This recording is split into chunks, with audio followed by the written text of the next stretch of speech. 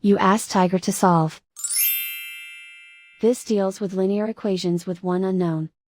The final result is x equals 10. Let's solve it step by step. Group all constants on the right side of the equation. Add 20 to both sides. Simplify the arithmetic.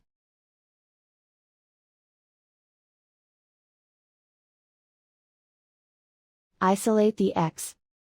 Divide both sides by 5. Simplify the fraction. Find the greatest common factor of the numerator and denominator. Factor out and cancel the greatest common factor.